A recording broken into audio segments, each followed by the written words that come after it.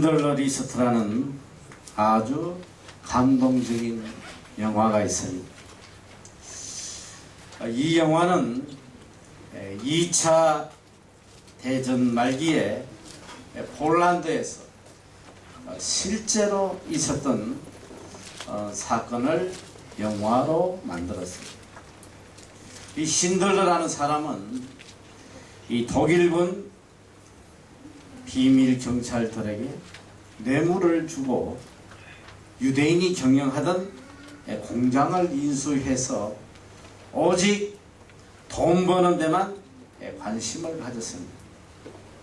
신들러는 인건비가 거의 들지 않는다는 이유 때문에 수용소에 있는 유대인들을 고용해서 사업을 했습니다. 그러다가 그가 우연히 아우슈비츠 수용소에 수용되어 있는 유대인들이 가스실에서 비참하게 학살되는 것을 목격한 후 그의 마음은 차츰 변해갑니다. 마침내 그의 양심은 움직였고 어떻게 하든 이 수용소에 있는 유대인들을 구출해내기로 결심을 하게 됩니다. 적어도 자기 회사에 고용하게 되면 죽음의 가스실에서 구해지는 그런 결과이기 때문에 그는 수단과 방법을 동원하지 않고 이 독일 군인들에게 뇌물을 줘서 꼭 이런저런 사람들 명단을 넘겨서 빼내곤 했습니다. 이것은 그의 사업의 수익과 아무런 관계없이 손해보는 일이었습니다만 그는 한 생명이라도 더 구하기 위해서 일부러 일꾼이 부족한 것처럼 위장해서 사람들을 빼냅니다. 자기가 아는 사람의 이름을 최대한 기억해서 노트에 적고 그 명단을 독일군에게 줘서 한 명 한 명 빼내기 시작해요. 그렇게 해서 그가 빼낸 사람이 무려 1100명이나 돼요. 1100명을 그가 구출했습니다. 신들러 리스트에 오른 사람들은 극적으로 살아나게 된 것입니다. 이것이 신들러 리스트예요. 영화의 끝장면에 보면 마침내 2차 대전이 끝나자 독일은 망하게 되고 공장 종업원들인 유대인들은 이 사장인 신들러에게 몰려들어서 목숨을 살려준 것에 대해서 깊이 감사를 표합니다. 그러나 신들러는 더 많은 사람을 살려내지 못한 것에 대해서 오히려 마음 아파하고 죄스러워합니다. 자기의 성령차를 보면서 이것을 팔았더라면 최소 유대인 10명은 더 구할 수 있었을 텐데, 자기의 시계와 결혼 반지를 팔았더라면 최소 유대인 2명은 더 구할 수 있었을 텐데 그는 가슴 아파하며 후회를 했습니다. 참으로 훌륭한 사람입니다. 그래서 지금도 이스라엘 민족들은 아직까지도 그를 영웅으로 그의 비를 세우고 그를 추모하고 있습니다. 여러분, 사람은 누구를 만나느냐 거기에 따라서 일생이 바뀌어요. 생사의 갈림길에 설 수도 있단 말이지. 때로는 사람을 잘못 만나서 죽기도 하고, 때로는 죽을 사람이 새 사람은 좋은 사람 만나서 살기도 합니다. 사람에게는 흔히 일생의 중요한 만남이 3번 있다고 그래요. 한 번은 부모님과의 만남, 또 한 번은 스승과의 만남, 또 하나는 배우자의 만남이라고 그래요. 누구를 만나느냐, 그 인생이 아주 송두리째 변해버리거든요. 여러분, 살아가면서 내 자신이 스스로 노력해서 변화된다는 것은 참 어려워요. 아무리 공부를 많이 한다고 달라지지 않아요. 혈서를 써가면서 결심해도 달라지지 않아요. 제가 어제 우연히 궁금한 이야기를 보면서 참 감동을 받았어요. 거의 30몇 년간 소년원에 교도관으로 근무했던 한 사람의 이야기가 나와요. 소년원은 여러분들이 알다시피 미성년자 청소년들이 죄를 지어서 들어옵니다. 길게는 수십 년을 있는 아이들도 있고 또 5년, 6년 이렇게 있는 아이들이 있어요. 근데 이분이 30 몇 년 동안 그곳에서 근무를 하면서 그 아이들 한 명 한 명 어떻게든 인간을 만들어 보려고 발부둥을 쳐요. 그래서 합창단을 조직해가지고 아이들에게 음악을 시켜서 다시 꿈을 주고 희망을 주고 소망을 주고, 그래서 이제 이분이 그만 정년을 채우지 못하고 본인이 신장에 이상이 생겨서 신장 이식 수술을 받고 그 길 그만두고 나와서 이분 마음에 그때 그렇게 돌봤던 아이들이 사회에 이제 다 나와 있는데 이 아이들이 어떻게 되나 거의 나와도 바로 재범하고 아이들이 다시 들어오는 경우가 거의 한 80~90% 되는 것 같다고. 어떻게든 사회에 좀 적응할 수 있게 하려고 그 아픔을 이끌고 한 명 한 명을 찾아다니는 그런 장면이 나와요. 얼마나 감동이. 아이들이 그분을 아버지라고 불러요. 아버지. 그분이 그렇게 사랑을 베풀어서 관리해줬던 아이들이 대부분 나와서 사회에서 잘 자리를 잡아가고 있더라고요. 죄에 대한 유혹이 엄청 많았지만은 그분이 베풀어준 그 헌신과 사랑을 생각하면서 그걸 잘 이겨냈더라고요. 그래서 참 제가 보면서 참 누구를 만나느냐, 한 사람을 잘 만나니까 저렇게 인생이 도로 바뀌는구나. 오늘 우리는 살아가면서 누구를 만나느냐, 이거 얼마나 중요한지 몰라요. 그리고 일생을 기도해야 될 문제. 하나님 앞에 하나님 정말 좋은 사람 만나게 해주세요. 여러분 사람 한 명 잘못 만나면 인생 끝나버려요. 가정도 다 무너져요. 심리학자 조지 하버드 미드는 인간이 자아를 형성해 나가는 데 있어서 가장 중요한 것은 significant others, significant, 중요한 타인이다. 나 외에 내가 다른 사람을 만나서 내 인생이 어떻게 되는지 그게 서로 상호작용해서 자아를 형성해 간다. 이게 굉장히 중요하다는 거예요. 참 부모를 잘 만나는 것 이거보다 더 큰 축복이 없잖아요. 사실 여러분 부모님에게 정말 감사해야 돼요. 왜냐면 자식은 부모의 붕어빵이거든. 자식 보면 부모 안 봐도 알아요. 왜? 그대로 담는 거예요. 어쩌다 돌연변이도 가끔 있어. 그런데 거의가 비슷해. 그래서 이 딸을 볼 때 며느리를 구할 때 그 며느리를 보지 말고 어머니를 보라고 그래요. 어머니 뒷조사를 해보라. 어머니. 이 어머니가 도대체 어떻게 일생을 살았는지 그 딸의 모습이거든. 한평생을 살아가면서 누구를 만나느냐, 내 운명을 좌우해버려요. 부모님도 잘 만나야 되고 친구도 잘 만나야 되고 아내도 잘 만나야 돼요. 그래서 세상에서는 이 만남을 인연이라고 해요. 인연. 그런데 이거는 이 속에, 인연이라는 속에 하나님의 크신 은총이 있음을 우리가 생각하지 않으면 안 돼요. 지금까지 내가 악한 사람, 나를 망치는 사람을 그래도 지금까지 만나지 않았다는 거, 거기에 대해서 정말 감사해요. 그 속에 하나님의 은총이 있었단 말이에요. 요새 아주 신문에 보면, 이 뉴스를 보면 참 이 가슴 아픈 일들이 참 많아요. 왜 저 사람이 저 사람을 만나고 저렇게 됐나? 저 사람 만나지 않았더라면 이런 안타까움이 많이 들 때가 있어요. 요즘 굉장히 뉴스에 심하게 떠드는 내용이 뭐냐면 이 에이미가 가수야 뭐야? 탤런트야? 뭐지? 방송인이야? 어쨌든 에임이라는 여자 때문에 너무 안타까워요. 어떤 형이 이 에임이라는 여자가 이거 뭐야 이거 마약 프로토폴 뭔지 그걸 맞고 감옥에 좀 살다 남았어. 그때 이 여자를 담당했던 검사가 그 수사하는 관계로 어떻게 인연이 돼서 이 여자가 감옥을 나온 뒤에 뭐 나는 정확한 내용은 모르겠어. 그냥 뉴스에 있는 대로만 전하는데 이 여자가 이 검사에게 그 도움을 청했다고 그래요.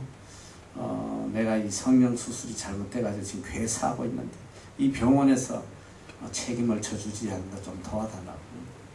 그러니까 이제 검사는 정말 너무 불쌍해서 자기가 도와줬다. 너무 불쌍해서 자기가 도와줬다. 가서 어떻게 도와줬냐? 병원에 찾아서 의사를 협박을 한 거야. 너 왜 당신 이렇게 엉터리로 수술하면 된다. 책임져라.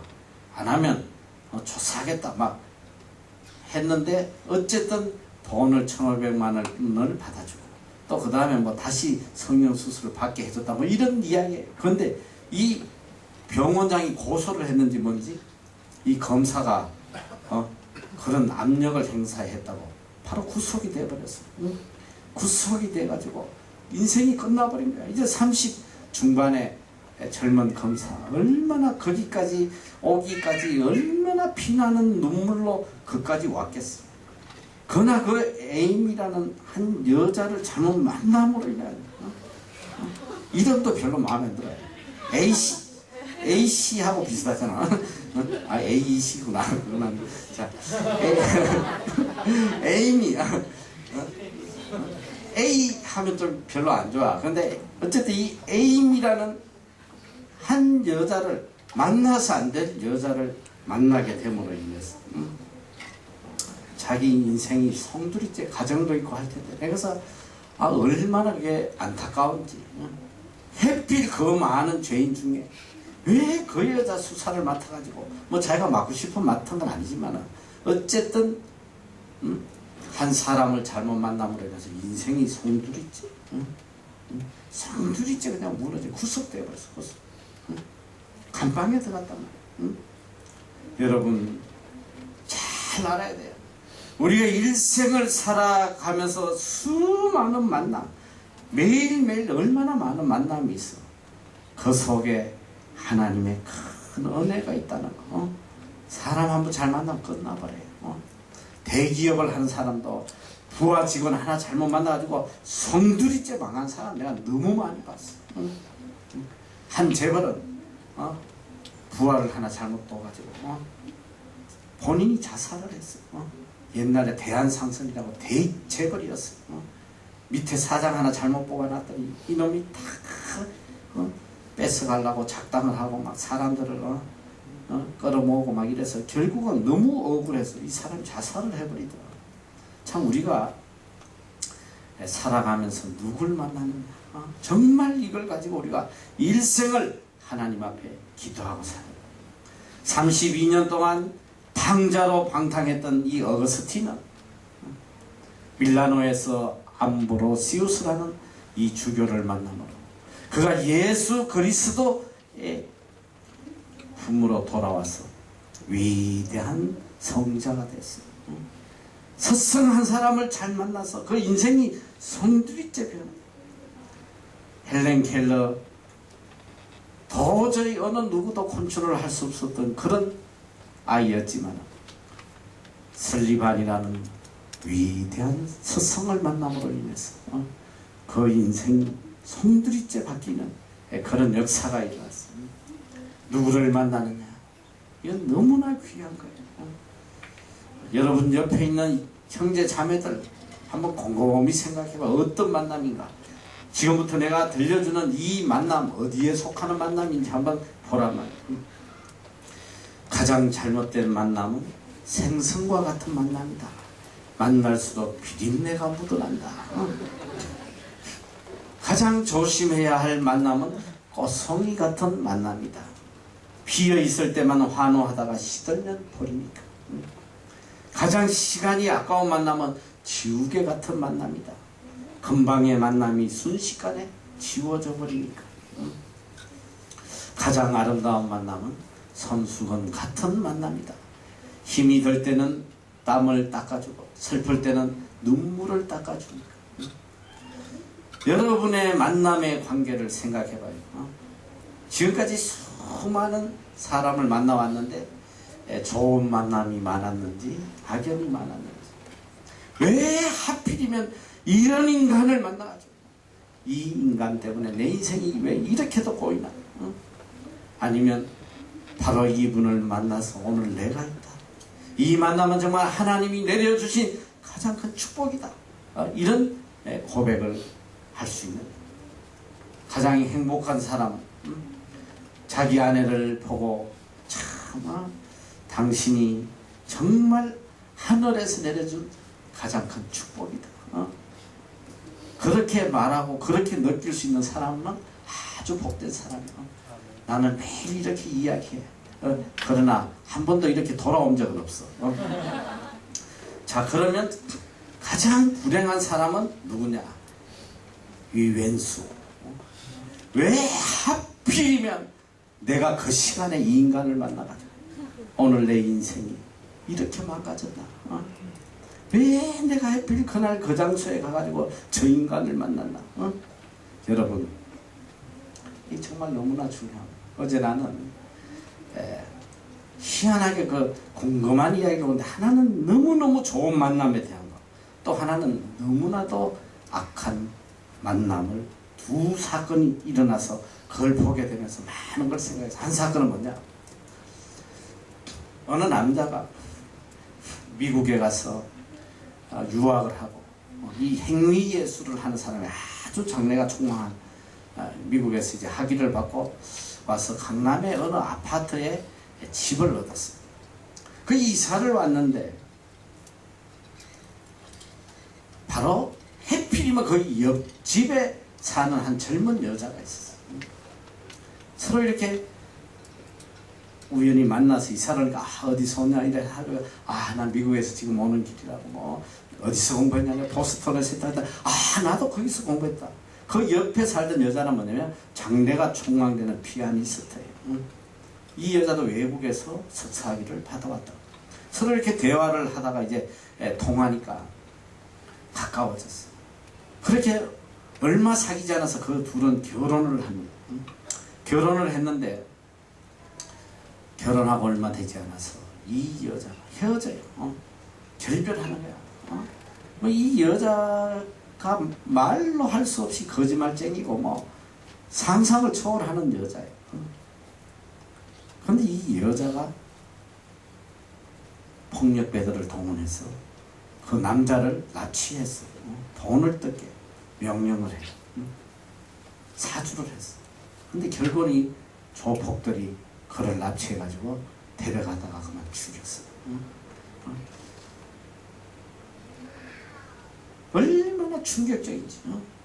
장래가 촉망되는 이 사람이 그렇게 비참한 젊은 나이. 여러분, 우리가 살아가면서 내가 누구를 만나느냐. 예전에 한국의 그 SBS에서 아주 재밌는 방송이 있어. 아마 여러분들이 그때 태어 안 났을 것 같아요. 그 프로그램 제목은 제가 잘 생각이 나지 않는데, 이 농촌에 있는 노인 부부들을 불러다가 퀴즈를 맞추게 하는 장면이야. 할아버지가 이렇게 단어를 설명하면 빨리 이 할머니가 단어를 빨리 대야 돼. 참 재밌었어. 계속 동문서답하니까 뭐 그 코미디가 그런 코미디가 없는 거야. 너무너무 재밌었어. 그거 보는 시간은. 근데 한 노부부가 나와가지고 퀴즈를 하는데 어떤 단어가 나냐면 천생연분이란 단어가 나. 천생연분. 그 할아버지가 이제 할머니에게 설명을 하는 거야. 할머, 당신하고 나하고 관계 있잖아. 막 이래. 할머니 뭐라고 그러냐면 왼수. 이 할아버지가 당황해가지고, 그거 말고 네 글자 막 이랬더니 할머니가 평생 왼수. 이러더라고. 얼마나 불행한 만남. 평생 왼수로 살아가네. 평생. 실제로 그런 부부가 얼마나 많은지 몰라. 평생 왼수. 일평생을 살긴 사는데 왼수로 사는 거예요. 그래서 요즘 우리 사회에 황혼이혼이라는 거 얼마나 지금 만연하고 있어. OECD 국가 중에 황혼이혼이 세계 1위란 말이에요. 60 넘어서 헤어지는 사람 너무 많은 거예요. 살아가면서 일을 갈고 있어. 내가 지금은 이 자식 때문에 이 아이들 인생 망치지 않으려고 이 아이들 결혼만 하면 이 영감탱이 내가 당장 헤어져. 이렇게 일을 갈고서 하는 사람들이 엄청 많아. 그러니까 황혼이혼을 한 사람이 얼마나 많아요. 누구를 만나느냐. 참 운명이 바뀌어져요. 한 재밌는 이야기인데 미국의 클린턴 대통령 내외가 이렇게 지나가다 한 주유소를 들리게 돼요. 그때 그 부인 힐러리 여사가 절친하게 지내던 그 남자친구가 그 주유소를 운영하는 걸 알고 굉장히 둘이 반가워해요. 그때 너무 반가워하는 모습을 보고 클린턴이 자기 부인을 향해서 이렇게 말을 했다는 거예요. 당신 사람 잘 만나서 오늘의 영광을 얻게 된 걸 감사하시오. 만약 저 사람 만났으면 주유소 사장 마누라밖에 더 됐겠어. 이러니까 힐러리가 이렇게 대답해요. 꿈 깨시오. 만약 저 사람이 내 남편이 됐다면 오늘 미국 대통령은 바로 저 사람입니다. 이랬다고요. 이 또 뭔 소리인지도 모르지. 이 땅에서도 이렇게 만남이 중요한데 영원을 생각한다면 이 만남이 얼마나 중요하겠습니까? 그리스도와의 만남. 이것은 우리 삶의 가장 큰 축복이, 이보다 더 큰 축복이 없어요. 우리나라에 아주 유명했던 성철 스님이라는 이분이 몇 년 전에 세상을 떠났어요. 그는 일평생 진리의 길을 만나기 위해서 무진 애를 쓴 사람이에요. 그렇게 고생했으나 결국은 그가 죽음 직전에 그는 진리의 길을 찾지 못했다고 솔직히 유언으로 고백했어요. 이렇게 유언을 남겼어요. 내가 일평생 수많은 남녀 무리를 진리가 아닌 것을 진리로 속여 내 죄가 숨이 산을 넘는도다. 산채로 무관 지옥에 떨어지니 한이 만갈래나 태난도다. 그가 최후로 남긴 말은 길과 진리와 생명을 일생을 찾아 헤맸지만 그는 찾지 못했다고 뼈아픈 고백을 했습니다. 길이요 진리요 생명이신 예수 그리스도를 만났다는 것, 이것보다 더 큰 축복과 은혜가 없어요. 길이요 진리요 생명인 예수 그리스도. 여러분, 내가 열심히 애써서 무엇을 찾아서 만나는 거, 이걸 이제 탐구적 만남이라고 해요. 그런데 내 의지와 관계없이 나를 찾아와서 만나줄 때 이것을 은총적 만남이라고 해요. 인연이 아니라 은총이라는 거죠. 내가 주님을 찾아서 헤매서 만난 것이 아니라 주님이 나 같은 죄인을 직접 찾아오셔서 만나주신 거예요. 이것이 바로 은총이라는 거죠. 오늘 본문의 사도 바울의 회심에 대한 이야기가 나옵니다. 너무나 감동적이에요. 바울은 예수 그리스도를 만나 완전히 새 사람이 되는 이 이야기가 사도행전에 계속 기록이 됩니다. 사도 바울이 예수 그리스도를 만남으로 이 한 사람을 통해서 세계가 변화되었다. 여러분, 이게 얼마나 놀라운 거예요. 역사가 바뀌는 거예요. 바울은 일평생 죽기까지 예수 그리스도를 전거하다 간 사람입니다. 그런데 오늘 이 본문에 나타난 내용을 보면 바울이 그리스도를 찾아가서 만난 것이 아니라 예수 그리스도께서 강권적으로 그를 세우시고 그를 만나주시는 장면이 나옵니다. 창조적이고 강권적인 일방적인 만남입니다. 친히 찾아오셔서 만나 주셔요. 그가 가는 길을 가로막아버려요. 여러분, 바울이 누구예요? 바울은 극악무도한 사람이에요. 예수 믿는 자들을 잡아 죽이는 앞잡이가 됐단 말이야. 스데반을 돌로 쳐 죽이고 예루살렘에 있는 이스라엘 땅에 있는 그리스도인을 다 잡아도 한이 차지 않았어. 그는 지금 이방 땅 다메섹을 지나가고 있는 거예요. 이방에 있는 이 예수 그리스도를 믿는 자들은 모조리 다 잡아 죽이겠다 이를 갈고 그는 지금 가고 있습니다. 그가 다메섹을 지나갈 때 예수님께서 그 길을 막으시고 큰 빛을 비춰서 눈을 멀게 해버리시고 막아버려요. 사울아 하고 주님이 부르세요. 그는 깜짝 놀라요. 주여 네이십니까? Who are you? 당신은 도대체 누굽니까? 참 바울이 대단한 사람이지. 당신이 누굽니까? 이 눈이 멀어서 그 앞에서 당신이 누구냐고 이렇게 소리를 치고 있어요. 이 루터의 회신 장면에 아주 흥미로운 이야기가 나옵니다. 루터는 좀 키가 크고 눈도 큰 그런 잘생긴 사람이에요. 근데 내가 대체로 보니까 이 키 크고 눈 큰 사람이 겁이 많아. 좀 싱겁고 겁이 많아요. 대체로 이 조그마하고 눈 조그만 애들이 당차고 눈에 비는 게 없어. 옆에 잘 봐봐 한번. 대체로 이 눈이 크고만 키가 큰 애들이 좀 싱겁고 겁이 많아. 이 루터도 그런 부류의 사람이에요. 그가 법과대학에 다닐 때 여름 방학에 시골을 가게 됩니다. 자기 친구와 같이 가는데 갑자기 심한 비와 벼락을 만나게 돼요.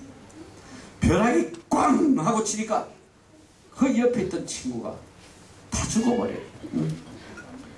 그 무서운 장면을 눈으로 바로 목격을 합니다. 그는 그 자리에서 엎드려 너무나 무서워가지고 성안나여 나를 살려주세요. 그러면 내가 수도사가 되겠습니다. 그는 그렇게 소리를 질렀어요. 그런데 나중에 그가 깨닫고 난 뒤에 그런 이야기를 해요. 그때 내가 성안나여 라고 소리진데 그게 뭔 소린지도 모르고 질렀다는 거예요. 수도사가 되겠습니다 한 것도 정신없이 중얼거렸다는 거예요. 비몽사몽 너무 무서워가지고. 그런데 오늘 본문에 나오는 바울은 대단한 사람이에요. 주님이 나타나서 빛으로 그 눈을 멀게 해버렸는데 그 앞에서 당신이 누구냐고 소리치는 이런 사람이에요. 예수님께서 정체를 밝힙니다. 나는 너가 핍박하는 예수다. 예수는 죽은 줄만 알았는데, 그리고 예수 같은 사람은 반드시 죽여야 된다고 생각했는데, 또 예수를 믿는 무리들도 다 죽여야 된다고 생각을 했는데, 아니 이 예수님이 살아있을 뿐 아니라 내 앞에 지금 나타나셔서 말씀하고 계십니다. 너가 내 제자를 핍박하고 내 교회를 핍박하는 것이 곧 나를 핍박하는 것이다. 너가 예수 믿는 사람을 핍박하는 것은 곧 나를 핍박하고 있다. 너는 지금 나를 핍박하고 있다. 부활하신 예수님을 만나면서 그는 깜짝 놀랍니다. 여기서 할 말을 잃어버려요. 그대로 쓰러질 수밖에 없어요. 이 죽은 자와 같은 바울을 향해서 주님은 말씀하세요. 6절에 보니까 일어나 성으로 들어가라. 너가 무슨 일을 하여야 할 것인지 일러줄 사람이 있느니라. 새로운 만남을 말씀해 주세요. 그리고 아나니아를 보내서 그로 하여금 그가 무엇을 하여야 할 것인지를 일방적으로 알려주게 됩니다. 5절에 가서 보면 아주 중요한 말씀을 하세요. 내가 이방 사람을 위하여 택한 나의 그릇이다. 이방인의 사도로 내가 서려고 한다는 것을 밝혀주고 계십니다. 사도 바울이 누구예요? 예수 믿는 자들을 죽이는 사람이에요. 악질 분자예요. 그런데 하나님께서는 이 악질 분자를 직접 찾아오셔가지고 그를 들어 이방인의 사도로 사용하시겠다고 약속을 하십니다. 여러분, 이게 은총이에요. 이게 얼마나 놀라운 은혜예요. 오늘 우리 같은 이 악한 죄인을 주님이 찾아오신 거예요. 불러주신 거예요. 사용하여 주시는 거예요. 이게 얼마나 큰 은혜예요. 3장 12절에 보니까 나는 그리스도 예수께 잡힌 바 된 그것을 잡으려고 쫓아간다. 나는 그리스도께 포로가 되었다. 내가 과거에 살고자 했던 방향은 이것이 아니다. 내가 과거에 사랑했던 것도 이것이 아니다. 내가 목적으로 삼았던 것도 이것이 아닌데 나 같은 죄인을 주님께서 붙들어서 주님께 사로잡히게 만들어 주셨어. 이제는 내가 예수 그리스도를 쫓아가고 있다. 그는 고백하고 있습니다. 주님을 만남으로 그의 삶의 방향과 목적이 완전히 변합니다. 죽음의 길에서 생명의 길로, 헛된 길에서 가치 있는 길로, 이생의 길에서 영원한 길로 돌아가게 됐습니다. 여기에 오로지 하나님의 강권적인 은총이 있었다는 여러분, 이걸 잊어버리면 안 돼요. 내 길을 내 의지대로 가게 내버려 두셨다는 오늘 여기에 앉아있을 사람 한 명도 없어요. 내 하고 싶은 대로 그냥 다 방관하셨다면 오늘 우리 인생은 이미 오래전에 다 끝나버렸어요. 비참한 존재가 됐어요. 주님께서 친히 내 인생에 찾아오셔서 내 가는 길을 가로막으시고 강권적으로 이 은혜의 길, 축복의 길, 생명의 길로 우리를 인도해 주셨다. 여러분, 이걸 잊으시면 안 돼요.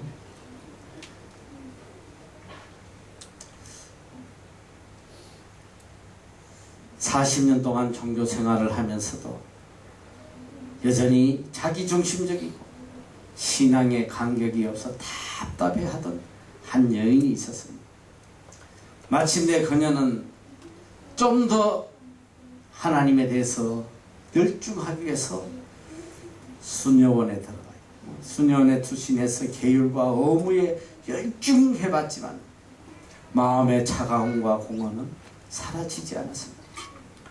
어느 날 복도를 걸어가다가 우연히 이 복도에 걸려있는 주님께서 헤롯의 뜰에서 채찍을 맞으시는 그 그림을 보게 됩니다. 평상시에 수백 번도 더 본 그림이었으나 그날 그 순간 그 그림이 전혀 새롭게 그 마음에 와닿았어요. 나를 위해서 예수 그리스도께서 친히 고난을 당하시는 그 모습을 보면서 가슴이 움직이기 시작했어요. 그는 사랑에 빗을진 심정으로 일어났어요. 고난의 주님을 따르기로 결심을 해요.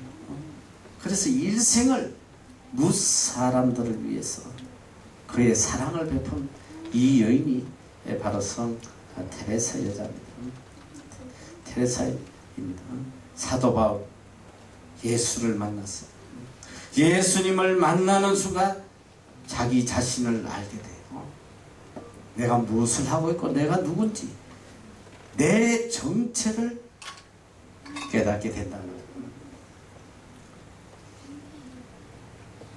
주님께서 친히 바울을 만나 주셨어요.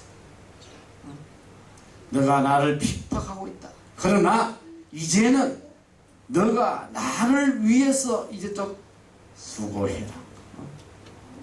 중요한 만남이에요. 오늘 이 시간도 주님은 우리에게 찾아오십니다. 오늘 우리의 이름을 부르고 계세요. 그럼 우리가 이 주님의 부르심에 답을 해야 돼요. 주님,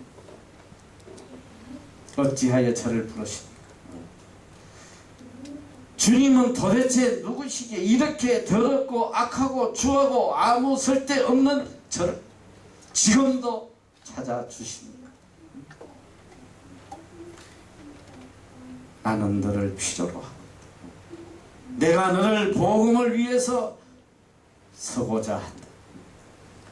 이 크시는 종 앞에 우리는 엎드려 칠 수밖에 없어요. 나를 찾아주신 이 주님을 만나야 돼. 주님과의 바른 만남 속에서 나의 바른 정체의식을 가져야 된단 말이야. 주님과의 만남을 통해서 내 삶의 방향과 목적이 다시 새롭게 정해져야 됩니다. 여러분, 일생 동안 우리는 주님과의 만남 속에 살아가야 돼요. 주님 외에 그 어떤 것도 우리가 만나서 안 된단 말이에요. 오직 예수 그리스도와의 만남 속에서 우리의 갈 방향과 길을 찾아야 돼요. 오직 우리 인생의 길은 오직 길이요 진리요 생명이신 예수 그리스도 안에 있어요. 주님을 만나지 않고 다른 길을 간다면 일생을 살아도 후회와 고통과 아픔밖에 남지 않아요. 주님은 지금도 찾아오셨어요. 우리를 지금도 부르고 계신단 말이에요. 사울아, 오늘 여러분의 이름을 주님이 지금 부르고 계세요. 이제는 너가 나를 위해서 좀 살아야겠다. 사도로서, 복음을 전하는 사도로서 이제 좀 남은 생에 살아주지 않겠나? 우리 이 주님의 음성을 들어야 돼. 그래서 이제 우리는 살아도 죽어도 오직 주님만을 위해서 살고 죽어야 된다. 그래서 이 바울은 일생을 예수 그리스도께 붙잡혀서 그 하나님이 정해주신 그 표대를 향하여 더 이상 세상을 돌아보지 않고 예수 그리스도를 만나기 전에 가장 귀하게 여겼던 명예와 학식과 이 모든 것들을 이제는 배설물처럼 다 버리고 오직 내 삶을 통해서 예수 그리스도를 존귀케 하고 이것을 그의 삶의 목적으로 삼고 살았단 말이죠. 여러분, 우리는 이미 예수 그리스도를 만났어요. 주님이 우리 삶에 찾아오셨어요. 이제는 더 이상 다른 길로 가서 되지 않아요. 주님이 우리에게 부탁하신 이 사명 가지고 일생을 한 곳만을 향해서 달려가야 됩니다. 그리할 때 우리를 위하여서 예비해 두신 생명의 멸류관, 이 생명의 멸류관을 받게 될 것입니다. 사랑하는 형제 자매 여러분, 주님과의 만남, 그 크신 은총적 의미를 깨닫고 나의 나됨을 알고 새로운 의미의 생을 살아가는 여러분이 되시기를 축원합니다. 기도하겠습니다.